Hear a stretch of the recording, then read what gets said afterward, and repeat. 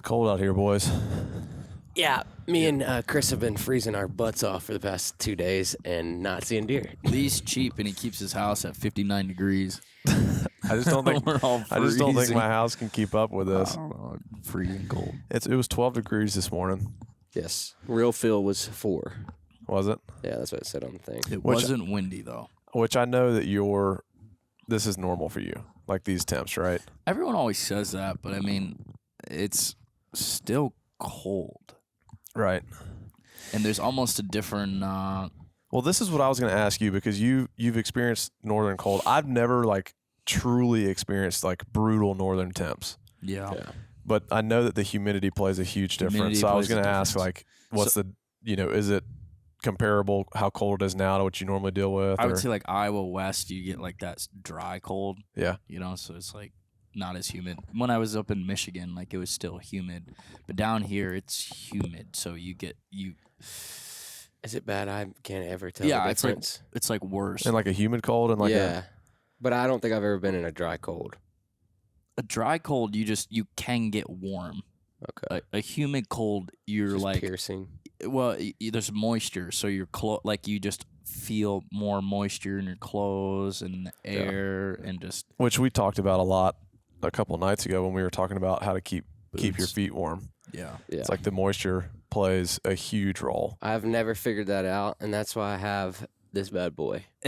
See, I've bought some off like Amazon, but the heated Dude, socks never like lasted that long when I kept them these running. They're you on right app now. on your phone. Control. They the run to an temp. app Yeah, look at this app. It's pretty bizarre.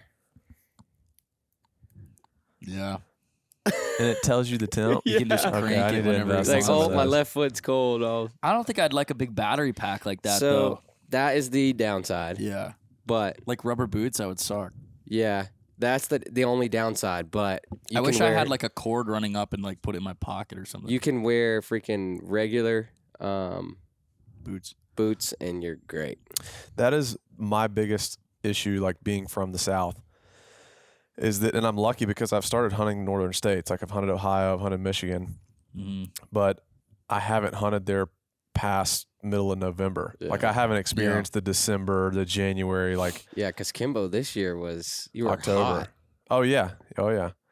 So it's like I've been lucky that I've had luck Tiny deer. before Yeah, like even the upside down buck last year, that was late October. yeah, And so I was able to retreat south before like the brutal temps came in. But Yeah, I mean it gets cold, but it was honestly it was pretty mild all through everywhere. December, like until after Christmas. All December it was like mild for Yeah. like it was 40s, 50s.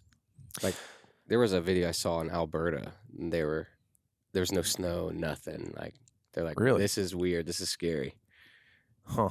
But Well, we just finished up the doe hunt, kind of the annual doe hunt. Is this the third year you've come? Third year. Yeah. Yeah. Crazy how time flies. And you guys did one before that. yeah. with, like, Well, Jay we've and been Ron. doing it not publicly. I mean, we've been doing it just on our own for 10 years probably. This is like your guys' fourth public one, right? Yeah. was and there? it's kind of turned into this cool thing. Like, what were you going to say?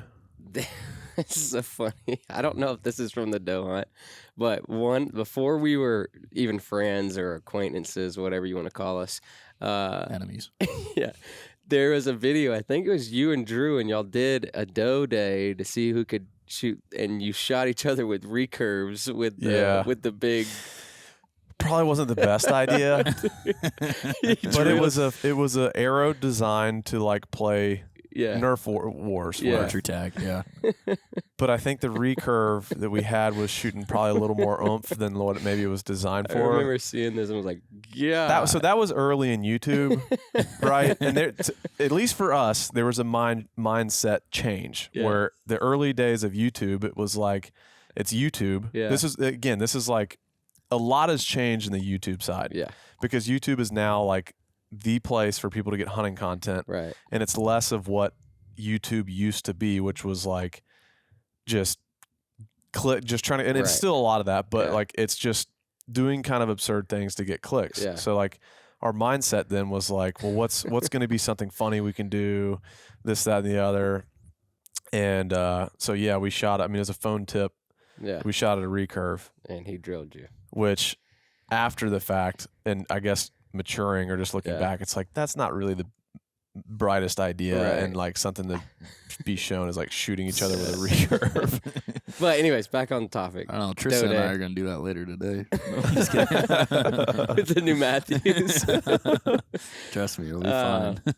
No, Doe Day has turned into suburban hunting camp at Lee's house. Yeah. And it's, I don't know. You sit back and like the other night, everybody was in here just having their own conversations. And I just like stepped back and I was like, man, we are just blessed to have the crew that we have and the friends that we have to go out there and, you know, shoot does, help the community. And just our friend group gets together, 3 times a year, doe hunt, the Tennessee Velvet and NWTF. Yeah. And it's just like, I don't know. This might be my favorite thing that we do all year. Yeah. And it is so stressful leading up to it just because all the logistics putting in place. But once all the work was done and I felt like we're like, okay, we got this. Like everybody's here. Let's have a good time. I sat in the tree before I shot Spikezilla. Yeah. And I was sitting there and I was like, man, dude, this may be the happiest, like most content I've felt in a long time. Yeah.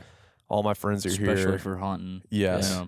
Because, and some guy rolled in last night when we opened this up to the public and he brought 4 of his kids and he brought up himself and he hit it on the head. He was like, man, he's like, there's so many great things about the suburban thing. Cause he was like, we used to travel 2 hours to try and take my kids hunting. Yeah. He's like, now like we can hunt in the morning. We can go to baseball practice in the evening. Like we can still hunt and get those experiences. But he was like, but the biggest thing with the urban deal is that you lose that camp vibe. Mm-hmm. Like you just lose that camaraderie because it's not, everybody's not in camp and hunting. Yeah. It's just like you're kind of going and then going back home and you miss that. Yeah. Like you lose out on that big time. Yeah. Me personally, I long for that. Like that's my favorite component of hunting is the like spending time with each other, the camaraderie of it all. And so he rolled in and said that and he was like, what y'all are doing here, like this is deer camp. Yeah.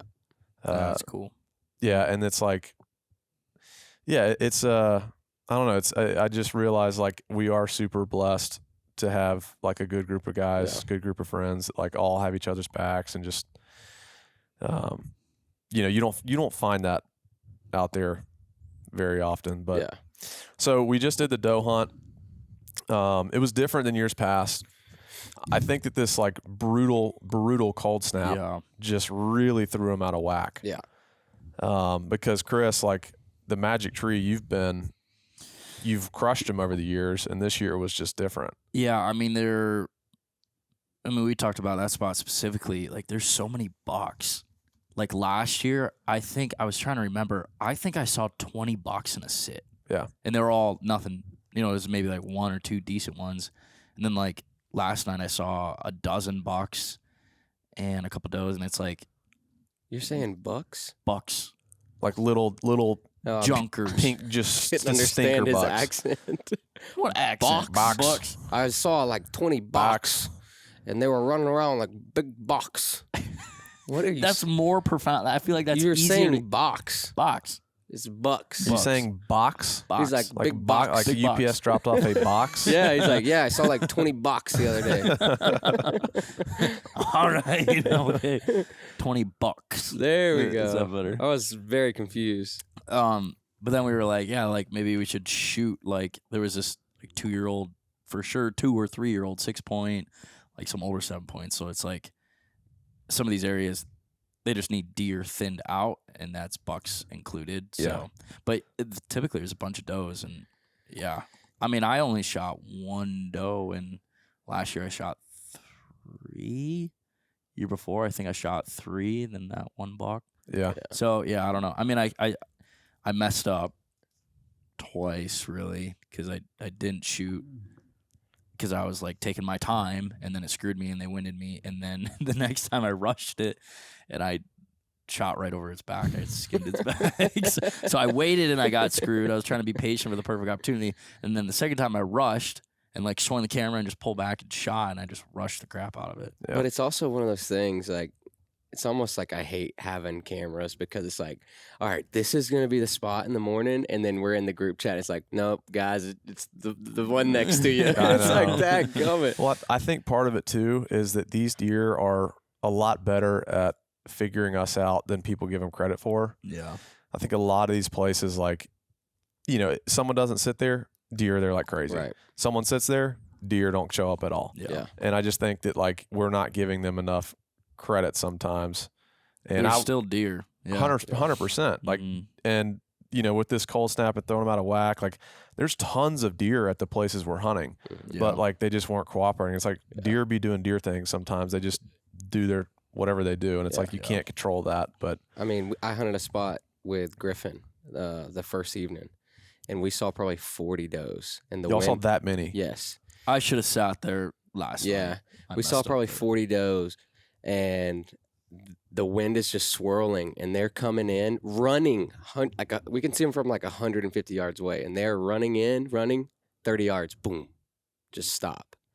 And they just know something's up, you know. Yeah.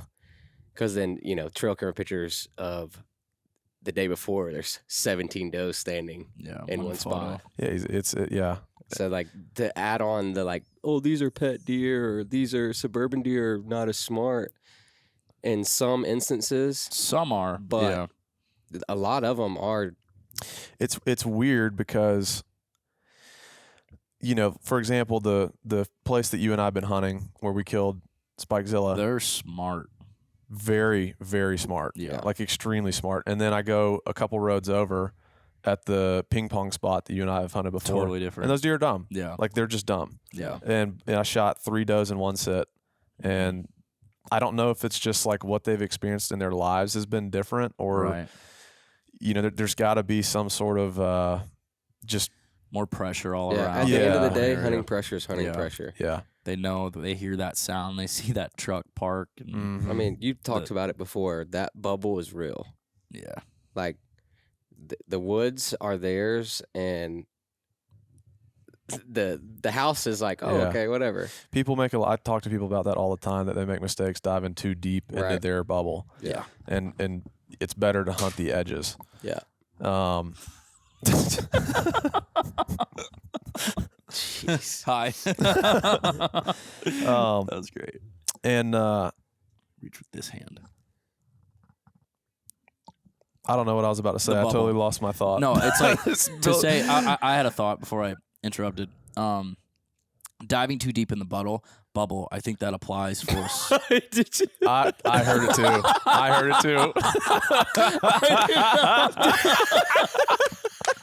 I heard it too. I was like, pause. Okay, yeah. We're gonna do a sound bite of that, and that's gonna be real. Me and Lee just locked eyes. Like, wait, did you hear that too? That wasn't even me saying it. That was a stutter. Yeah, I think both cases aren't good. Yeah. Diving too deep into the bubble. Okay. Yeah. Of deer is not good. I think you gotta leave now, sir. I seriously need a second.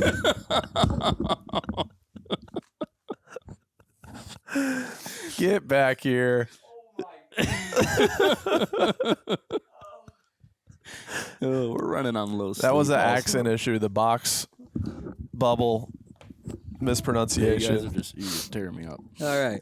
I think that's something that translates across the country. Across the country. I was just going to say, like, even in Iowa on giant farms and stuff, it's like you still have, you know, your core bedding areas, and the only time you dive into those is when it's really good in the rut and you can get away with stuff. Any other time, you always want to be hunting around the fringe of things, and, you know, out there you can manipulate stuff, so kill plots and everything really strategic, but not in the bubble, not going through the bubble to get to, you know, other areas and stuff. And it's no different than here. I mean, even all these suburban stuff, I mean, some of your guys' setups are so close to the houses so that you're like peeking into the, you know, their Does bubble. that make sense to you now, though? Because I remember 1,000%. The first time you came into town, I had to stand right by a house. That's the first time I ever had been exposed to what you're doing, and I thought it was wild. Yeah. That's how the stand we hunted today. Today, yeah, it's like right off of. Like the guy's like Really walking his close. dog. And I'm like, morning. Yeah. Yeah. You know? And what's crazy is how they are able to identify threats versus non-threats. Right. Mm-hmm. Like that is a huge difference. And I think that's like what maybe gives a different or a misconception to suburban hunting is that they're used to human scent. Right. Yeah. And that's true, but not true. Yeah. Like the example I've given is this was actually at the ping pong spot Mm-hmm. where those deer are. Like I said, I hunt it one or two times a year. I leave that place totally untouched, so they do not get hunting pressure there. Yeah.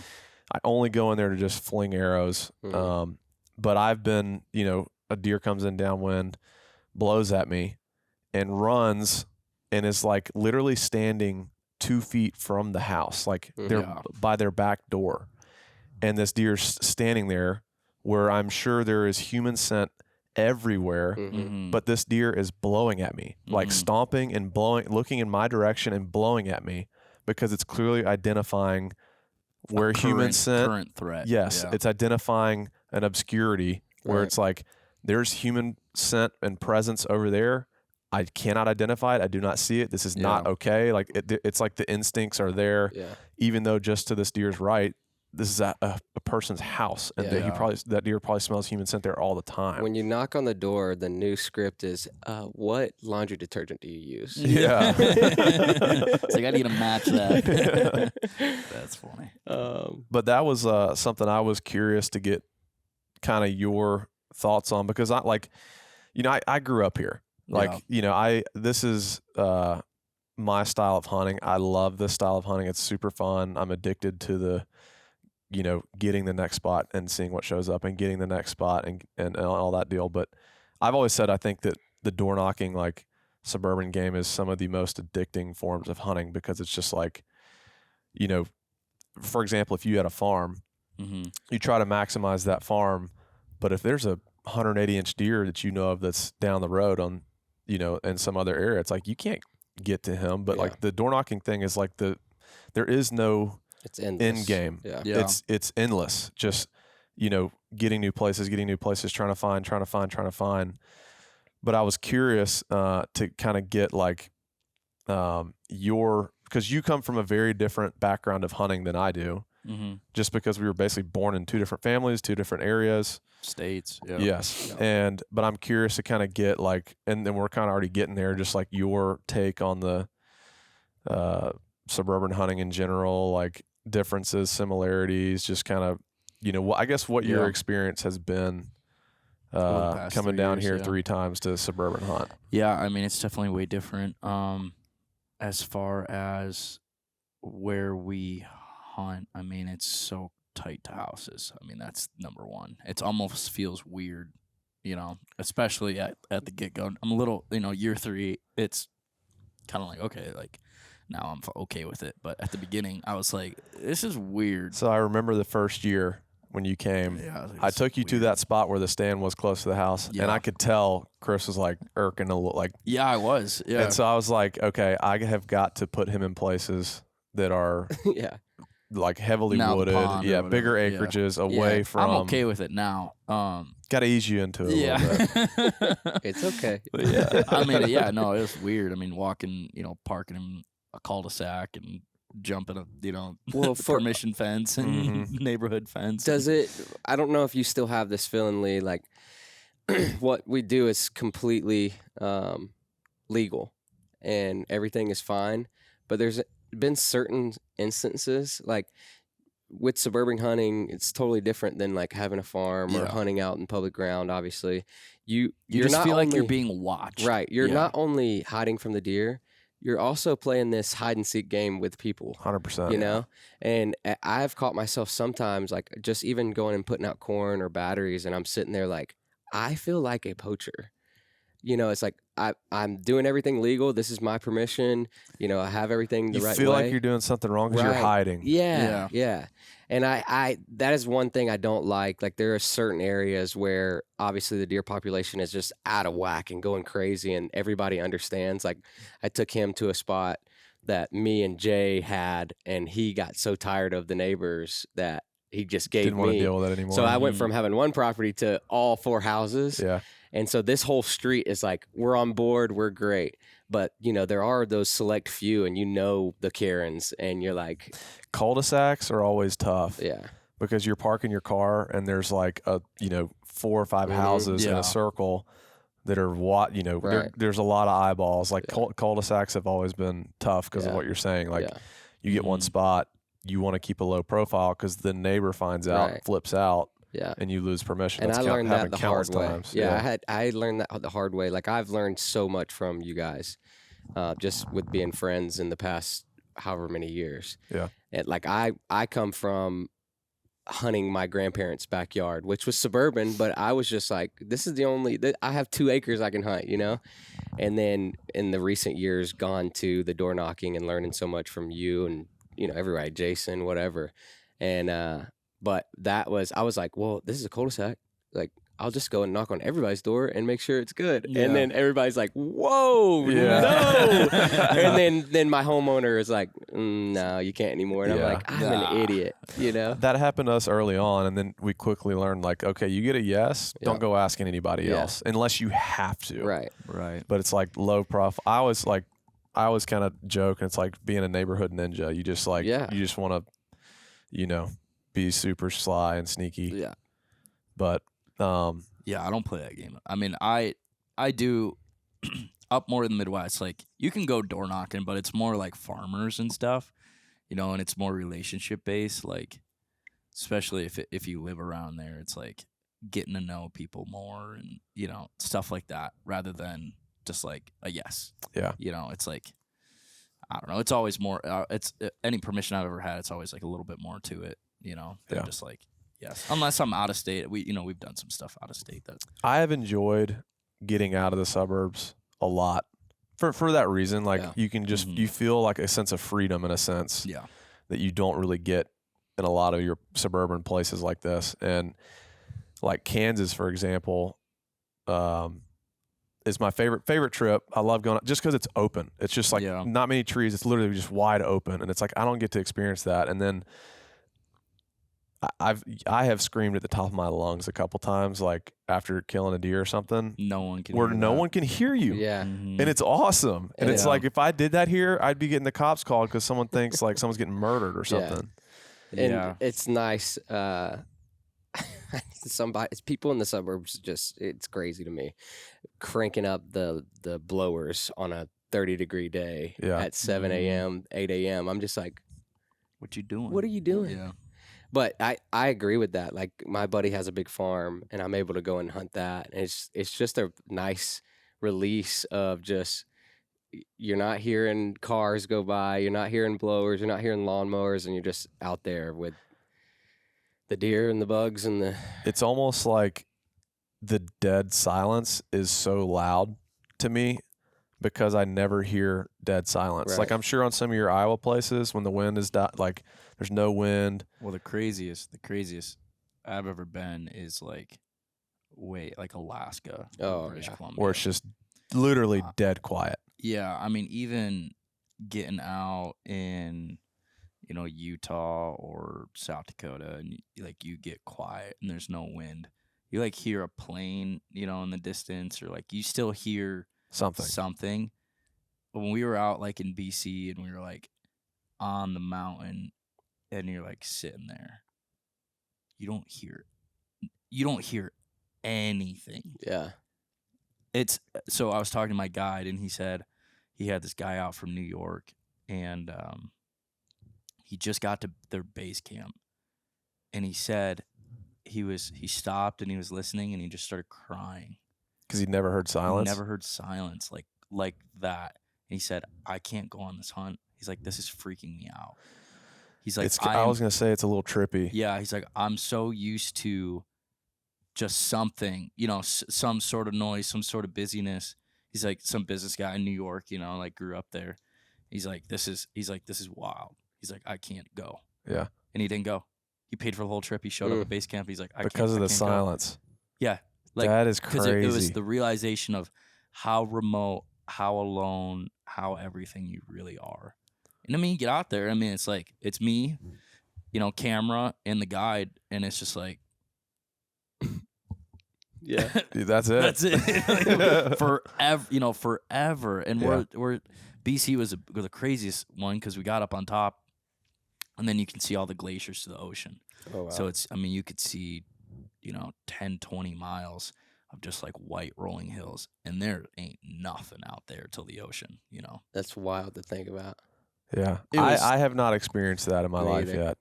You need to, because I sat there and just cried. Really? Yeah, the one night I killed my mountain goat, and like we killed really early, so we got back to base camp, and base camp, it was like a tiny little village. It was like same sort of silence, nothing going on, and like everyone like went to bed, and I just like went and sat out on the dock, like by myself, and I was just like, That's wild. it was a weird connection deal.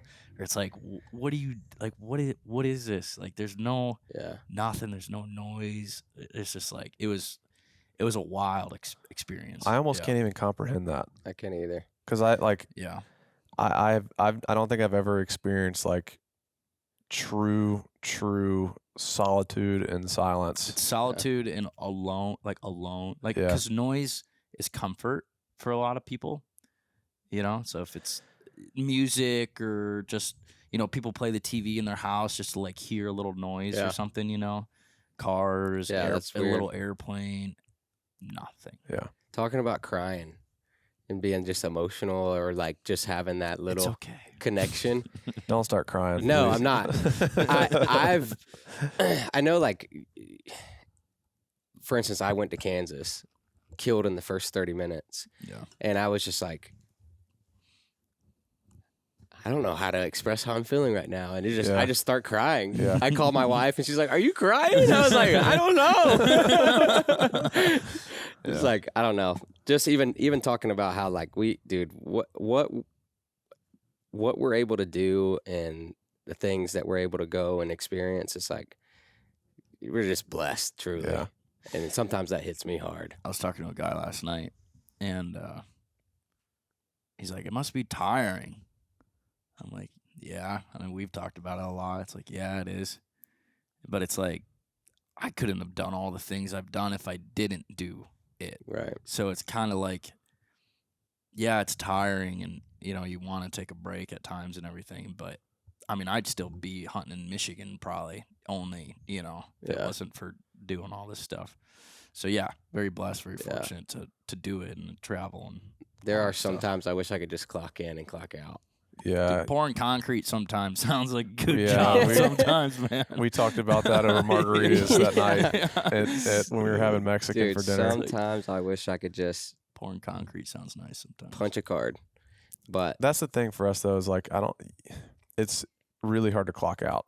yeah. And you I don't. definitely don't want this to be like show me sympathy. Like No. like we are the luckiest people on Yes. planet Earth to be able to do what we do. Yeah. But there that comes at a cost. Right. Yeah. And yeah, I would agree. There are a lot of times where you wish you could just turn it off and clock out and have a normal 9 to 5. I remember after, I'm sure you've talked about it, but shooting this guy, you were like, I might be done, man. Yeah, dude. You were like, it was That a deer lot. took so much out of me. Yeah. And the Spikezilla was, well, besides Texas, which Texas was Another world. yeah. And I didn't. Here's what I would say. Our style of hunting, Texas was like is almost like a vacation. Yeah. Like show up, like you're gonna see big deer. It's not what we normally do. It's Yeah. it's like you went on a cruise. Yeah. So what I would say is like with what we normally do with the door knocking and like making our own, Luck. yes, was I killed that deer in October. I came home and I didn't kill anything until Spikezilla, which is now end of Which is a really January. cool deer. Oh, that deer's my favorite deer of all time. November, December, nothing. Besides Texas. Yeah, and it's like November, December, a lot of January, nothing. Yeah. And I hunted really hard in November for a really big deer, and Which is wild. Yeah. Here. But that at home. I spent a lot of time at home after this deer. This deer took so much out of me that I was like, I almost felt like my season was done in October because I'd put so much into that, and it was like I accomplished that goal. Yeah. That I almost was like all right, like done. I mean, most people would be, but I quickly find myself like getting obsessed with the next one. This other deer I was hunting in November, I said if he made it into December, I would let him go. Yeah.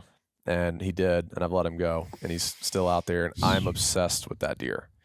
There's a bunch of other deer like I've been trying to get on, and permissions just has been tough, and I got some other bucks like haven't been daylighting, but I mean there are times with what we do is like beyond exhausting, but getting back to the crying thing, I think because we put so much into it, like it is almost impossible to not get emotional with this stuff sometimes when, a certain moment happens or whatever. And like, to me, I've cried on camera and I'm like kind of after the fact, I'm like, damn, I'm kind of embarrassed, but I wouldn't change that for anything because it's being real. And it's like, I think that, I mean, I think guys relate to that because, I mean, we put in work, but I know so many guys that put in work every weekend, grinding all summer and, getting off work, hunting every weekend. Finally, it comes together. I mean, I know so many guys, so many buddies that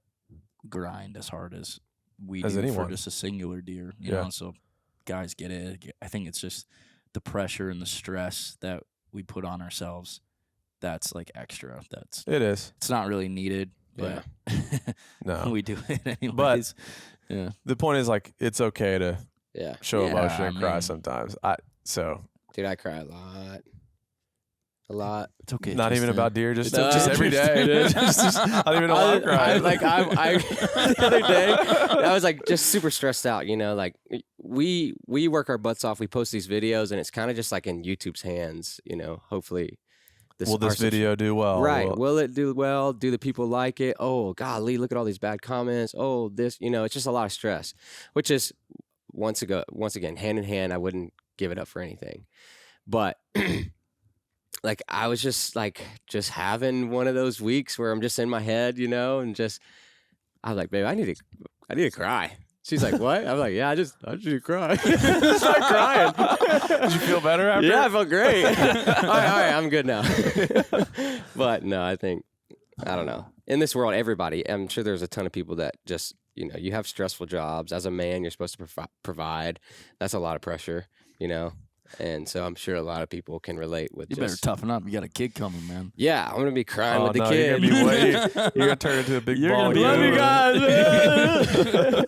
Yeah, kid on the way. Did y'all see that there was a reel that kind of went viral for this guy, and he like shot his first buck, and he's like, I'm crying right now. I don't even know why. It's like he can't process his emotions. Yeah. Like I think that happens as hunters sometimes, where it's just like you can't even you work really hard at something. Just and overload. Yeah. But getting back to the Suburban deal, like diving deeper into the bubble. The bubble. We're getting real deep into that bubble again. I think that you've done this enough too now where you've experienced like where some of the misconceptions could come from. For example, y'all hunted yesterday morning. Mm-hmm. Yeah. Sat in there and no deer, nothing, like in the stand, nothing. And then y'all are out, like you're over this fence, out of their territory, like kind of back Next to the car. Truck. Yeah.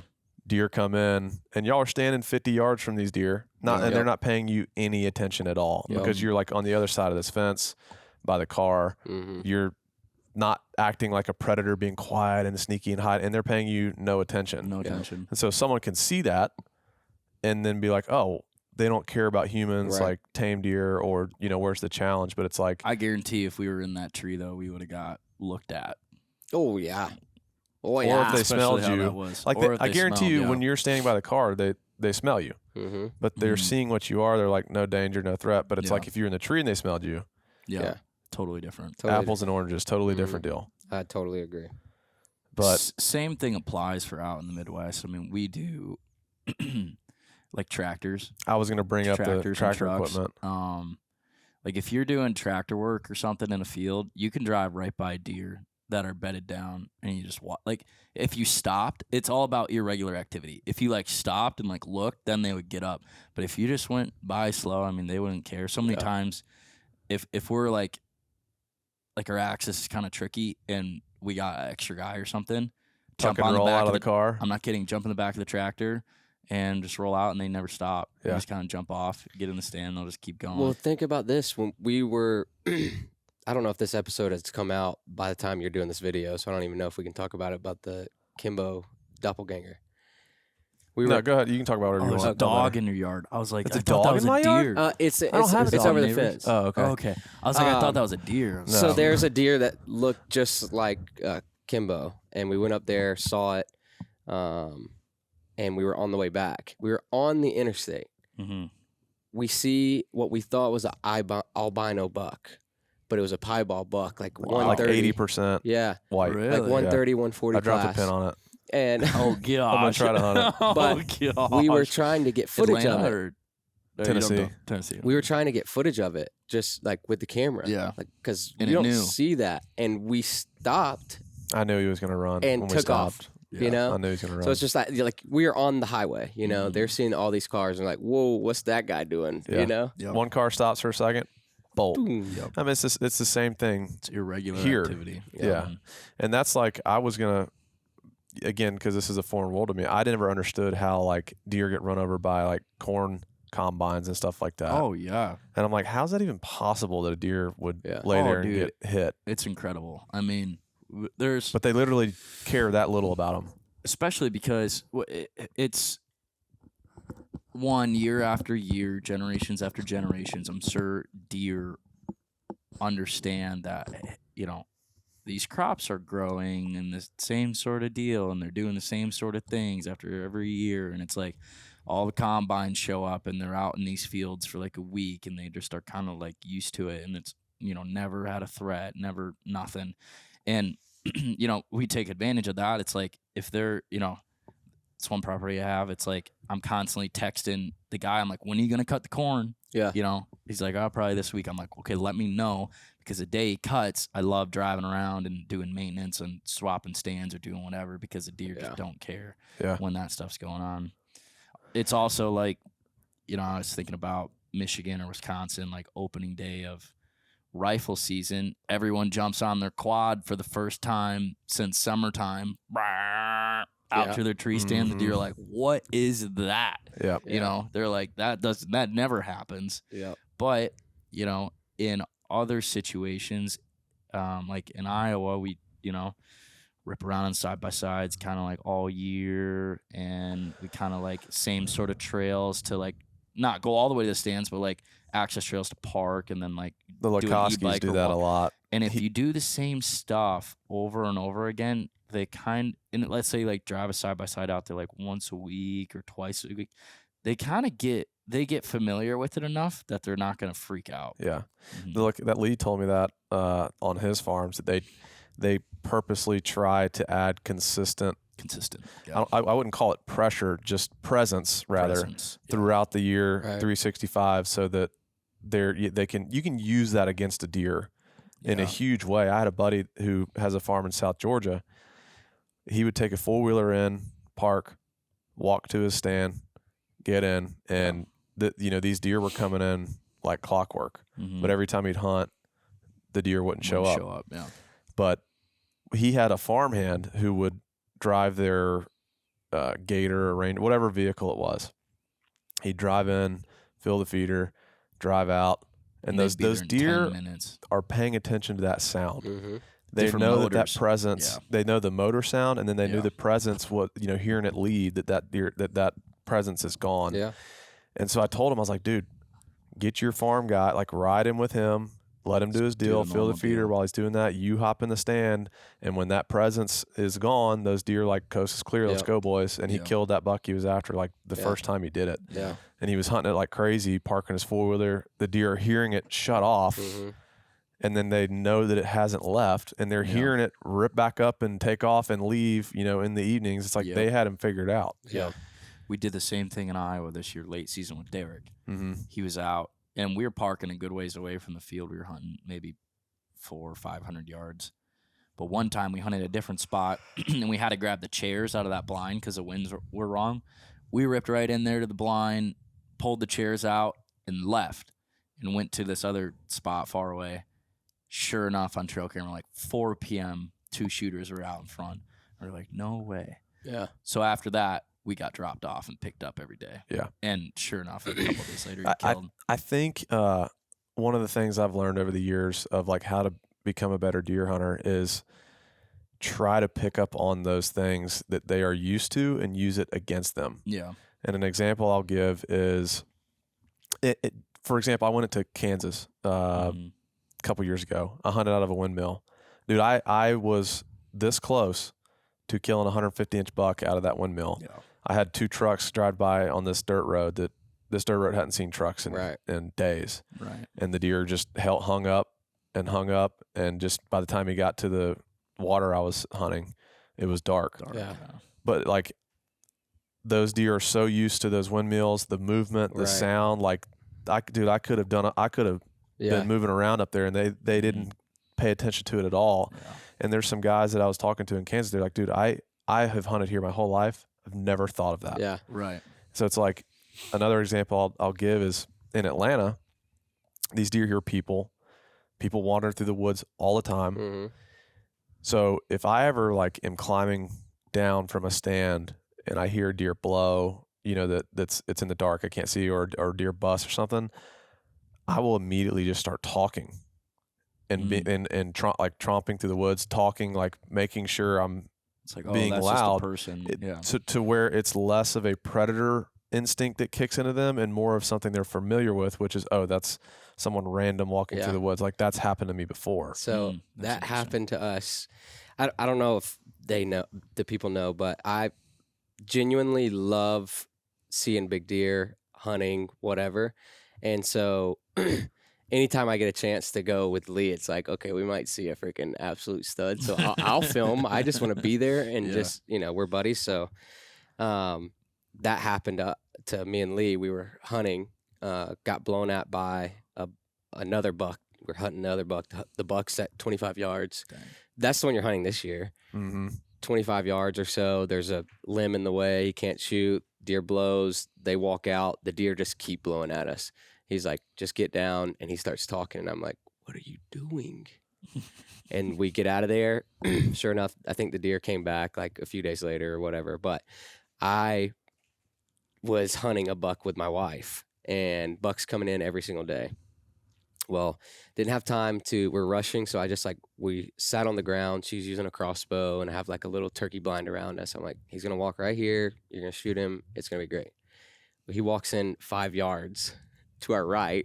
She couldn't turn and shoot. He's like at the top of your wall. We're in a drainage ditch. And he is just like, what the heck? What is that? And so he like gets downwind of us, starts blowing, walks off. And I was like, I'm going to try what Lee just did. And so I take off my camo shirt. I'm like, hey, dear, we're good, man. What are you doing, dude? What? Oh, yeah, Everything's I talked to good. him. Yeah. Hey, bud, you're good. Whatever. It's dark. And stops blowing, walks off. And I was like, well, babe, we'll try again next year, And this is like her first year ever hunting. Mm-hmm. I'm like, well, we'll try again next year. And a day later, he shows up. Yeah. And we go and kill him. Mm. And I was like, that is wild. You just And that's specific to suburban hunting. That wouldn't work, obviously anywhere else. no. Yeah. But it's across the country. There are always There's something. little things that you can pick up on that these deer are used to, and you can use that against them. Right. That particular time when Tristan picked up on that for me when he was filming, he actually spooked a buck. Oh, The deer's at 25 yards. No. I'm at full draw like this. No, And I'm like, Lee. he's dead. And Tristan's like Lee. trying to get him on the camera. And the deer's like, Lee. and then just blows out of there. Tell the truth. And what was cool was like I was on this side of the tree. Tristan's on this side of the tree.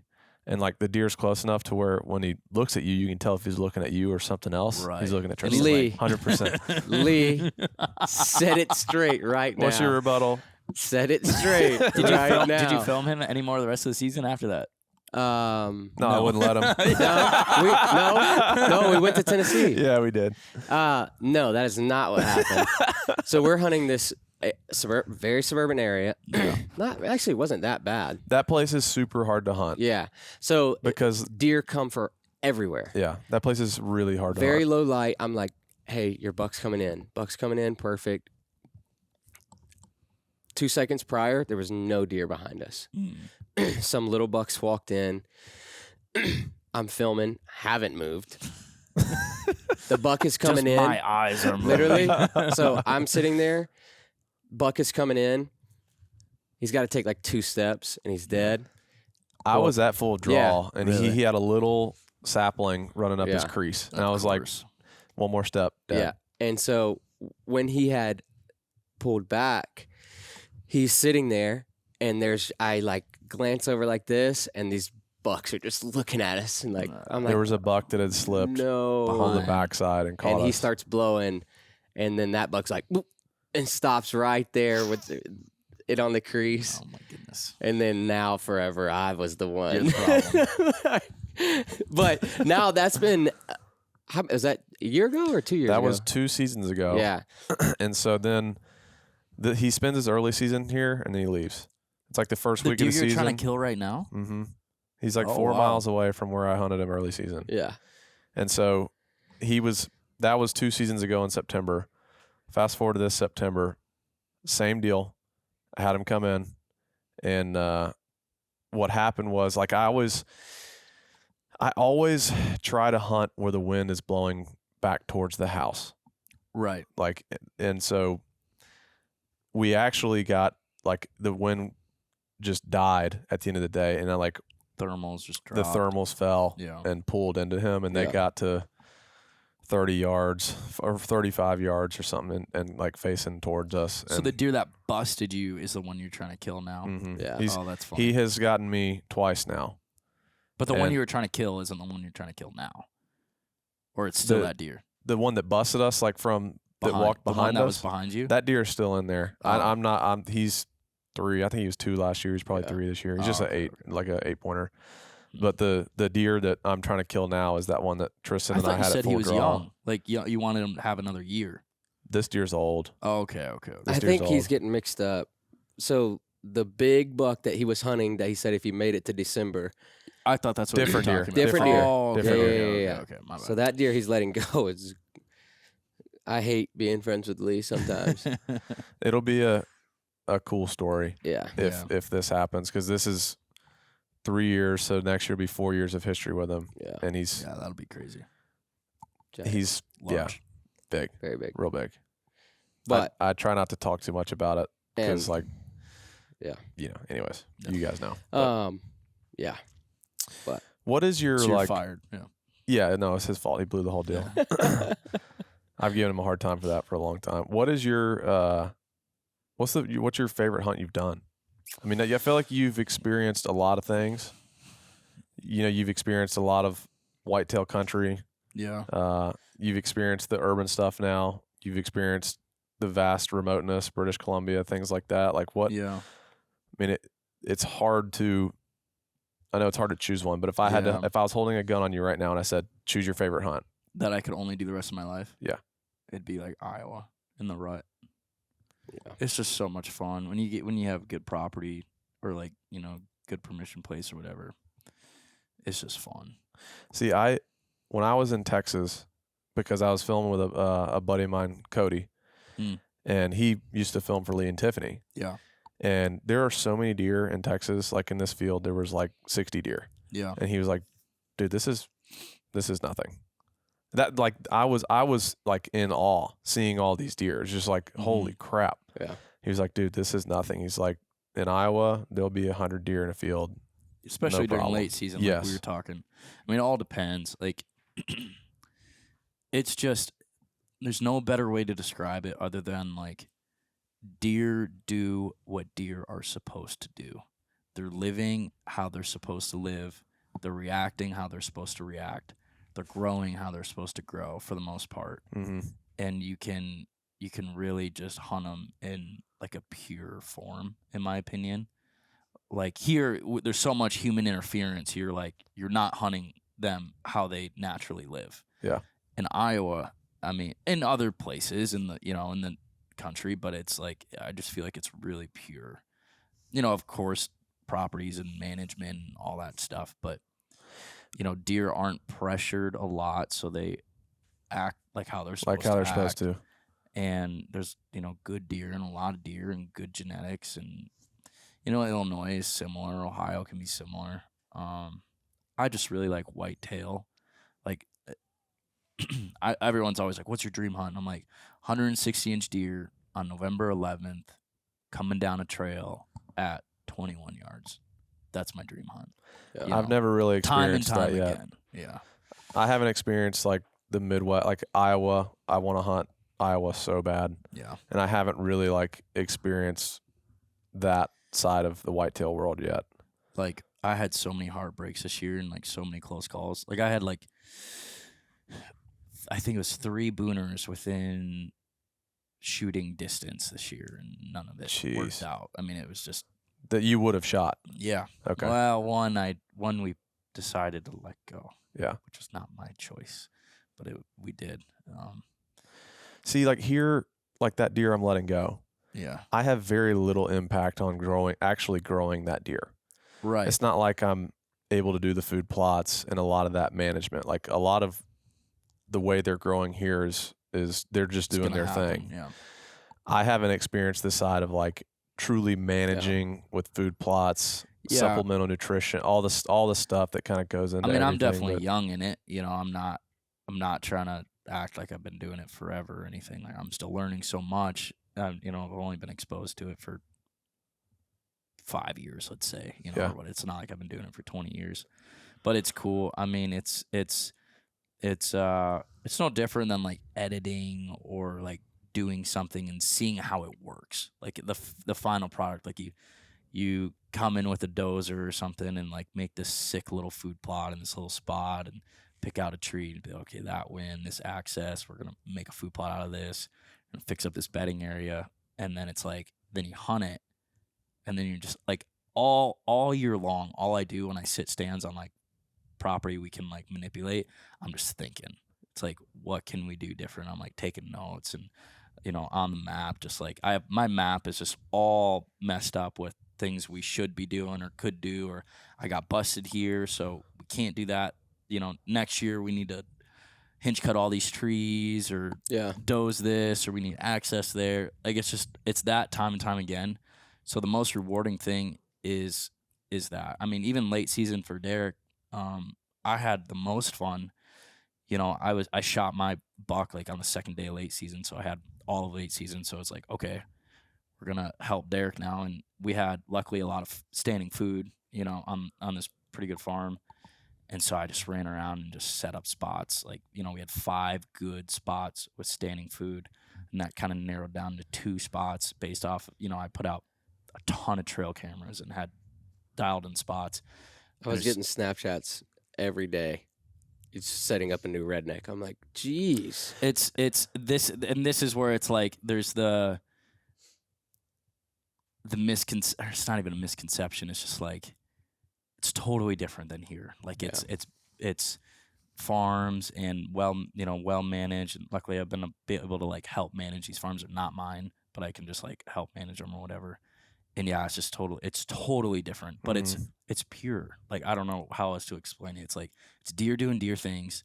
It's how they're supposed to, they're eating corn and beans and living on ridges and not being disturbed. And it's just cool. But anyways, I really enjoy the work at that point. So what I was getting to is like, I enjoyed getting all that set up, and I just hunted with Derek for like, I think it was 12 days. It took us in late season before we finally killed one. What is so foreign to me is how those deer don't care about those big like box blinds.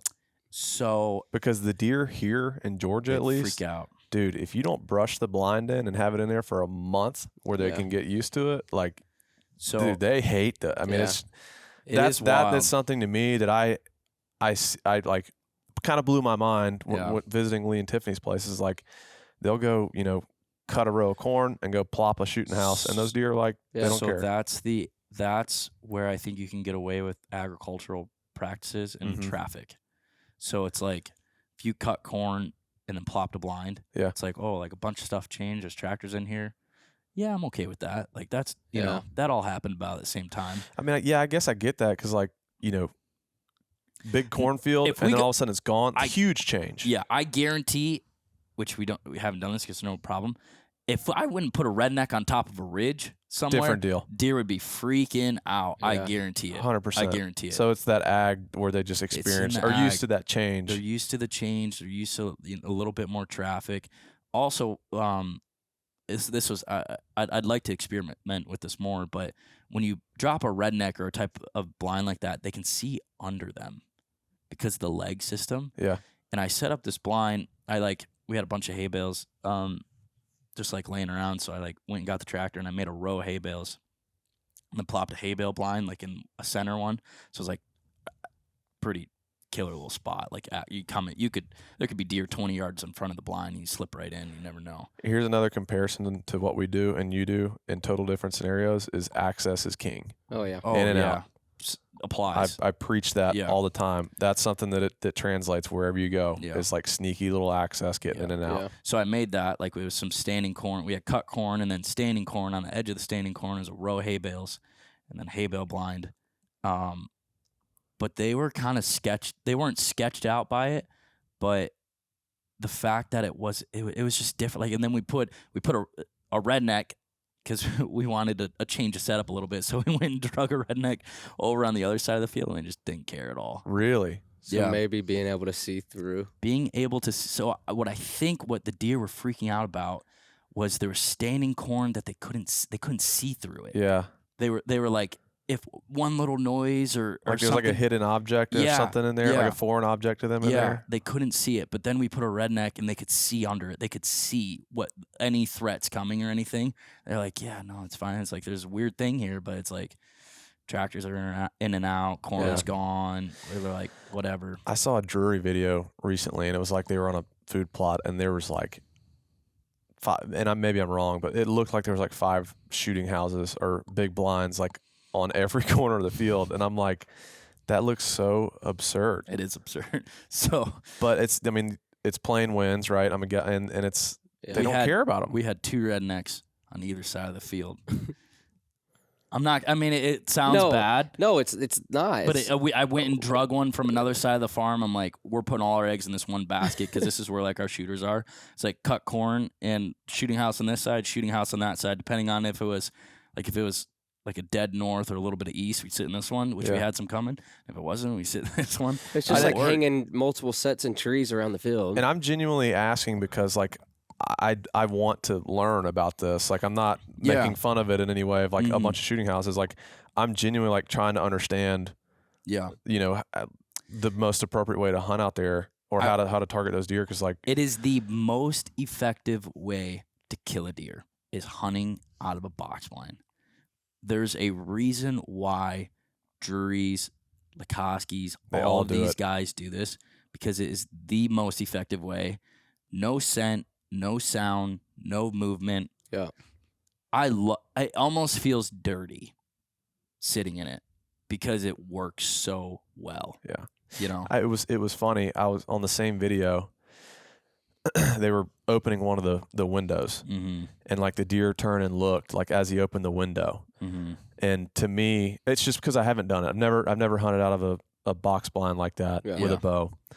And it's like I've always been like, we mostly hunt out hand-saddles or tree stands, and it's Yeah. like if I'm moving to grab my bow, Yeah. or if I'm like coming to draw and a deer's like looking, and I'll be like, Yeah. hand on my bow, just like sitting still. But it's like opening a window, like Yeah. you're like halfway open the window, the deer's looking, and Yeah. you're still just like holding this window, and like it to me it's so foreign because It I haven't is. done it. But it's I haven't done it a lot, and honestly, since I moved to Iowa, it's like more of a thing.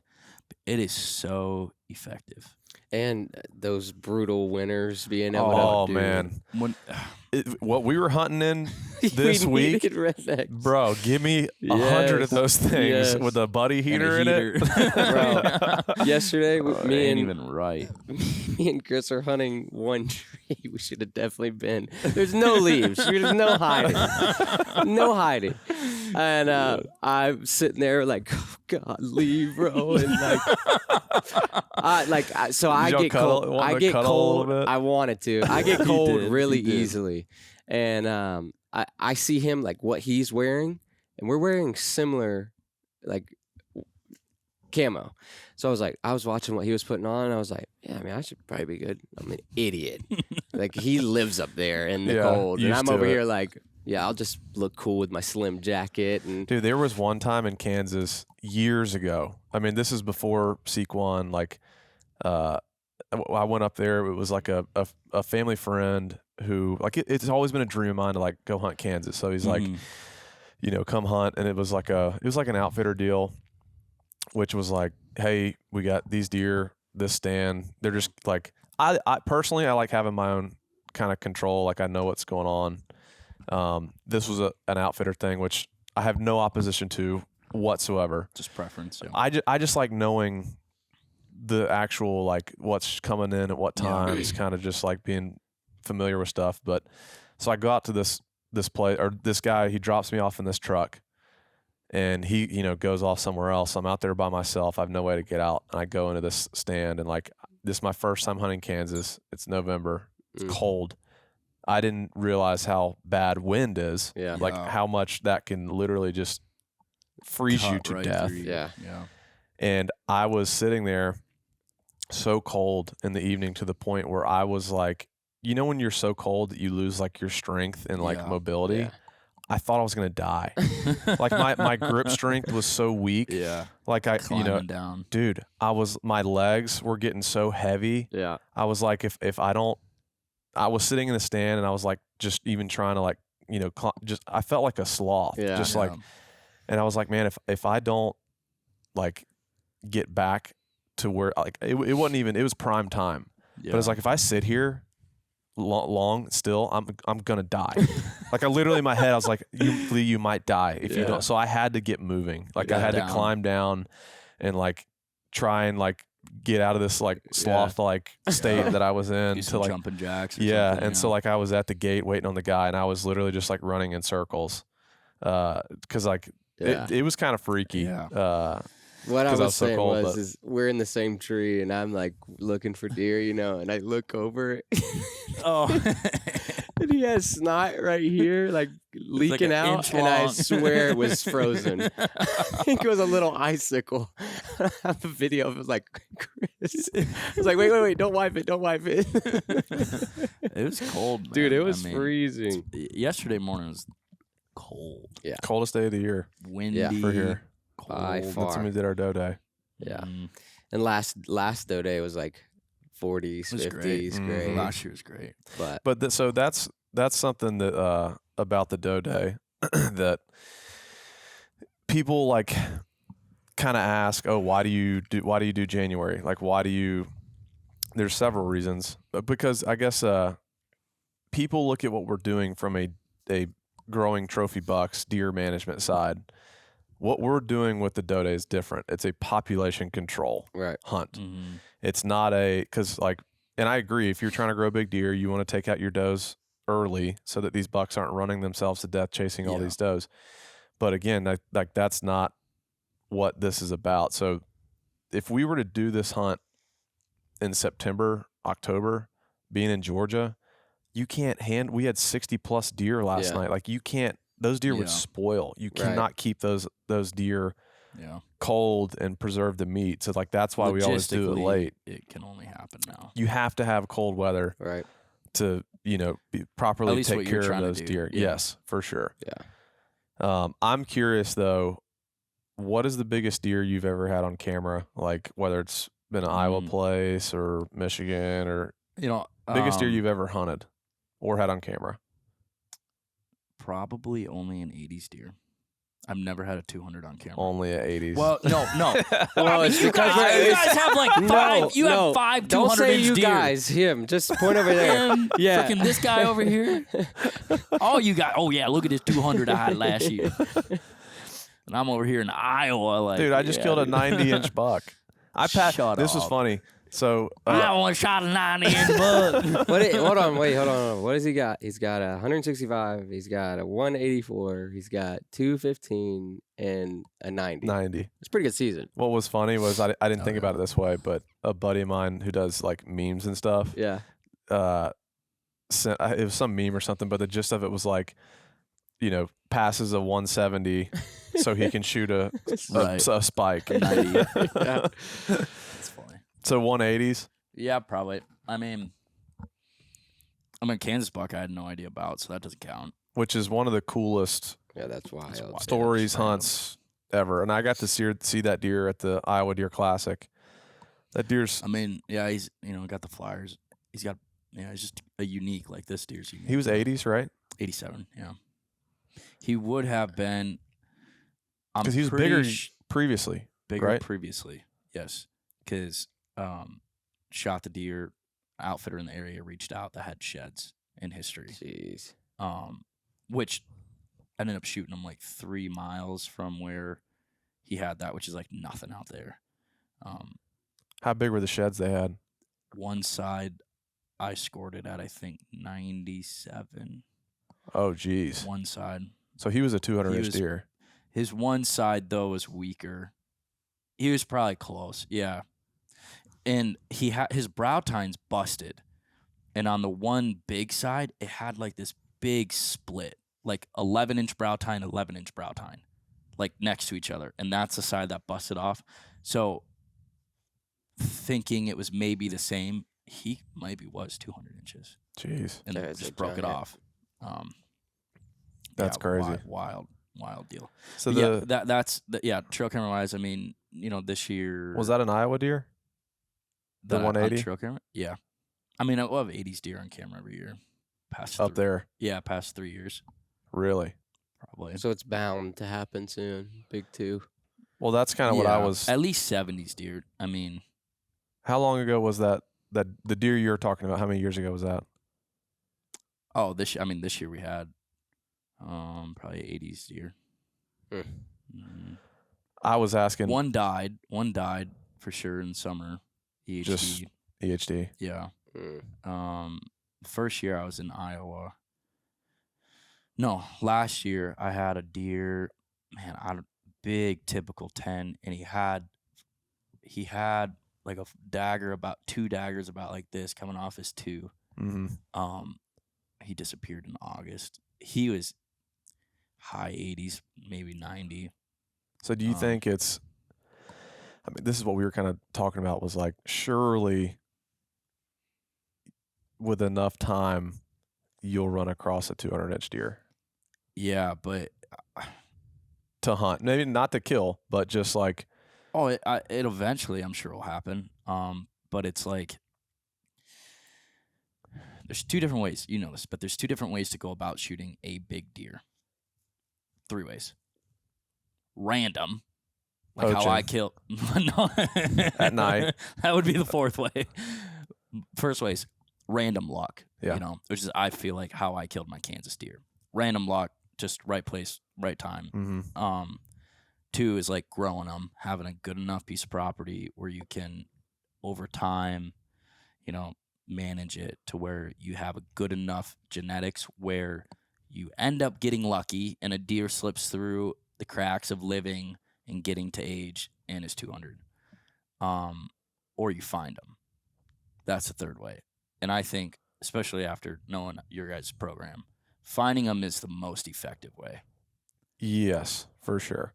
Finding a 200-inch deer and figuring out how to hunt it. Growing them is way harder. I was going to say growing it probably seems extremely difficult. Way harder.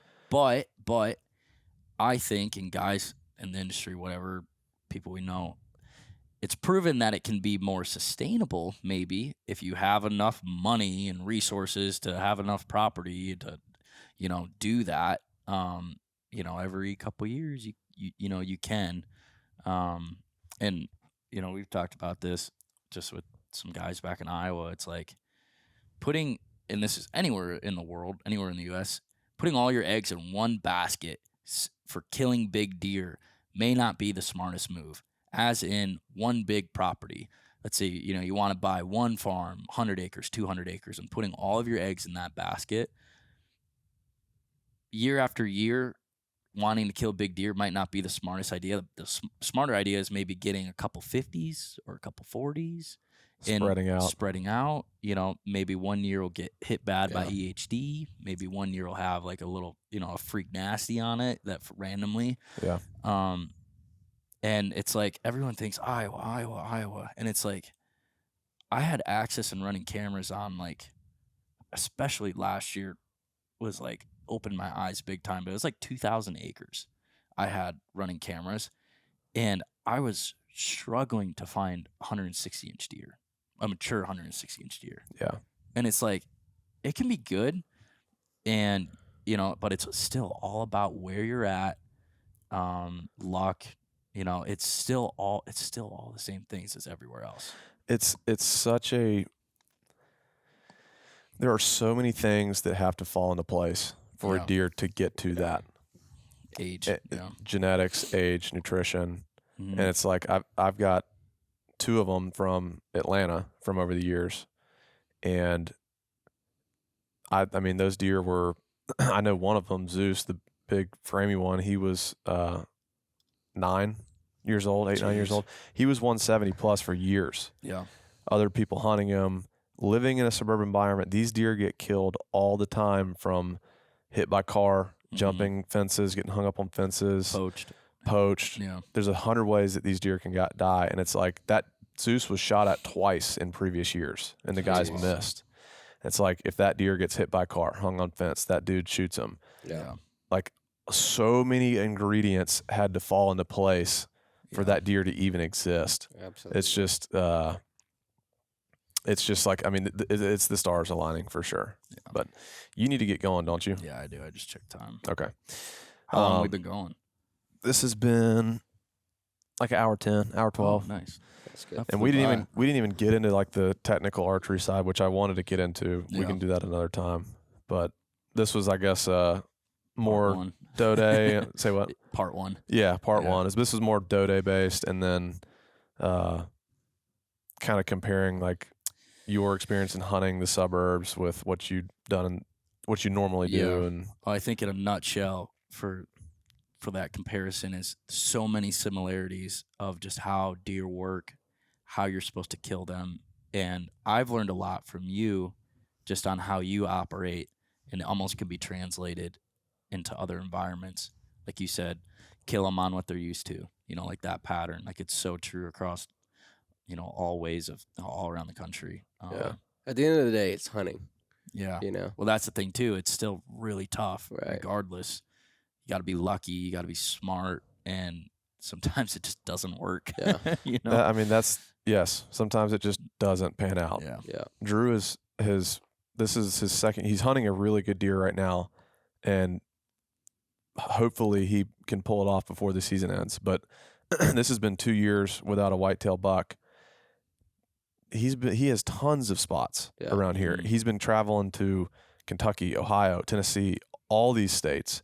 And dude, to be honest, he's just had a stroke of like a run of bad luck. And it's like, I look at the run I've been on, it could have easily been flip-flopped where Drew was on the hot streak and I was like, this deer, someone else kills them, or some of these other deer like just put a bad shot or missed the deer, or just didn't get the yes from that person. It's like it's like small things that can make or break everything. But the reason I say that is to like, people pay attention a lot to the success of it, but it is, I hope that doesn't paint a wrong picture for what it is. Like, it's not easy, and it's a grind, no matter where you are to hunt whitetails. But if you are in that bad streak, like, just to give a little example real quick, is like, I was door knocking in Ohio. First day, got 4 properties, first 4 houses. And I was like, yes. Next day, I knocked on 45 plus and got 1, the very last one. Yep.